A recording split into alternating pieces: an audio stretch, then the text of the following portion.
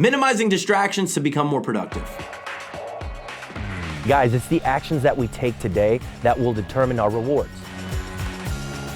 Hey guys, I'm Armando Leduc. And I'm Brett Thomas. Today we're talking about minimizing distractions, guys. There is distractions everywhere.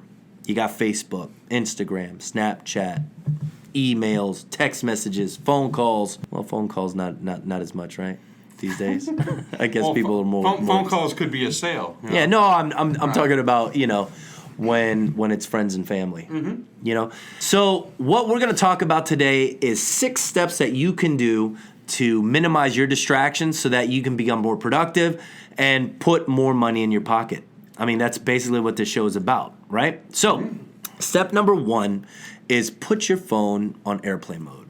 Right. When you're working, right? Obviously, you have to field sales calls or things like that. That's a good idea when you're in the middle of the creative process. Right. Like right now, our phones are on airplane mode because we're in the middle of a creative session right now. Right. But you can't always put your phone on airplane. Obviously. But what you can do is you can forward the calls to an assistant or to someone. Yes. Mm-hmm. Well, yeah, if you don't have somebody answering your phones right now, get somebody to be answering your phones, obviously. But when you are in the middle of a session, when you're in the middle of work, when you're in the middle of something that needs your mental capacity, then you have to put your phone on airplane mode. Why? Because that's the main thing that's going to be dinging. Notifications are going to be dinging. Your text messages, your emails, all of that stuff. So step number 1 is just when you're in the middle of it, put your phone on airplane mode. Step number 2, the Pomodoro Technique. The Pomodoro Technique. Let me tell you about the Pomodoro Technique. Educate us. I am not sure where the history of the Pomodoro Technique came from.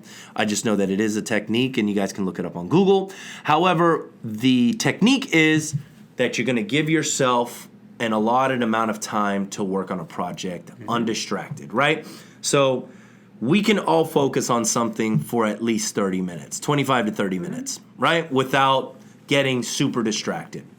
So you're going to say, all right, from 10 to 10:30, I'm going to write my book, or I'm going to make sales calls, or I'm going to do this, and only that gets your attention, nothing else. So what do you do when you complete that task? Step number 3, give yourself a reward. Right. So step number 2, the Pomodoro Technique, give yourself an allotted time. And what I do is I time myself. So I keep my phone up and I hit the timer. And after 25 or 30 minutes, it goes off, and then I know that I've worked on it. And it also keeps me on track. So whenever I'm like, oop, get an idea to check my phone, or oop, get another idea. If you get ideas throughout and you're inspired by something and you're all like, man, I gotta handle that. Instead of getting off topic, instead of getting off topic, and instead of going and doing that, write it down, and then you can handle it later, right? It's all about scheduling.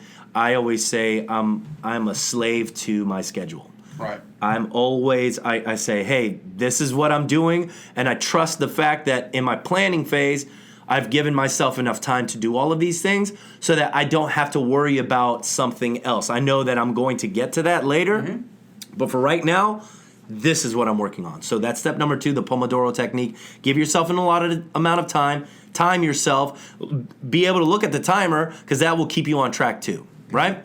And then give yourself a reward. Go to Facebook. Give yourself a reward on a blog. Give yourself a funny video that you want to watch. As far as giving yourself a reward, that's kind of self-explanatory. But I met a guy recently. He had a rubber band wrapped around his wrist. Right, and he would slap himself when he would. He would, not just a little one. He would, ding himself every time he did something that wasn't in his best interest. And he was training his brain. And that's the Pavlov technique. Right. To not do those things. Right. And you know what? It's up to you guys what your motivation is. We're either motivated by moving towards the positive or moving away from the negative, right? So if you're the kind of person that needs something like that to keep you on track. He was using pain. He was causing himself pain to train himself to move away from his negative behavior. Right. And if that's what you need, then do that. If you are more geared or motivated by the positive, well, then give yourself rewards, But it's all in the same. It's in the same vein, right? So either give yourself a reward or cause yourself pain if you're, if you're not on track. Which brings me to number 4, and this is something that I just started 2 weeks ago. You were telling me about how many distractions. Oh my God. I started Preach! I started keeping track of my distractions on my phone in the notes section.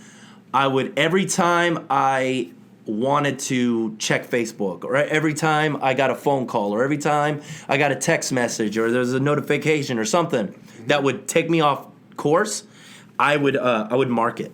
I would create a tally mark. And within 2 hours, 2 hours. How many distractions? How many do you think? 14 distractions in a 2-hour span. Mm-hmm. However, I feel like it would have been 25 to 30 had I not been keeping track. Right. So, since doing this, since keeping track of all of my distractions, I'm more conscious of the distractions. And now I stop myself from going to Facebook. I stopped myself from making a phone call. I stopped myself from getting off Is that track. why you don't answer my phone calls anymore? Probably. So as you can see, it's very easy to get distracted, right? We are creatures of habit, especially in 2019 with this ADD world that we live in. It's very easy to get distracted. So if you guys want to minimize the distractions, right, keep track of your distractions. And the first day that you do this, you're going to be like, oh my gosh. Yeah, you'll notice. Oh my God. Yeah. This show is about sales. This show is about becoming a successful entrepreneur. That's what we are geared towards. If you're watching this show and you don't have a business or whatever, that's great. Start a business. Well, what you focus on becomes your reality. Right. And if your distractions become your focus, then your business is gonna suffer. It's always going to suffer. So I've become extremely productive because I'm starting to minimize my distractions. Also, step number 5, stop the notifications. I turn my notifications off. Go to your phone, go to your settings, look up Facebook, Instagram, Twitter, all of these social media that are constantly like binging. Turn them off. Turn them off on your phone. Turn them off on your computer. Nothing's that pressing that needs your attention now. Also, if you have notifications from any political sources or any other thing, turn all of that stuff off. You can always go, right? You can always go into whatever you want to look at in your reward section of the day, right? That's how you're going to reward yourself because you need to give yourself the time.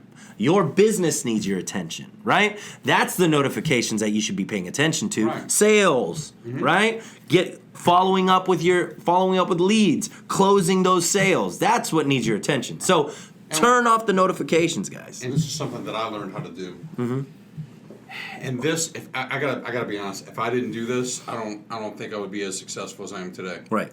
I wake up at 4:30 in the morning and conduct a lot of my business there. Business that I don't have to talk to people, stuff that needs to be done. I don't have kids crawling all over me. I don't have the phone ringing. I don't have the wife telling me, wash the dishes or make the kids wash it.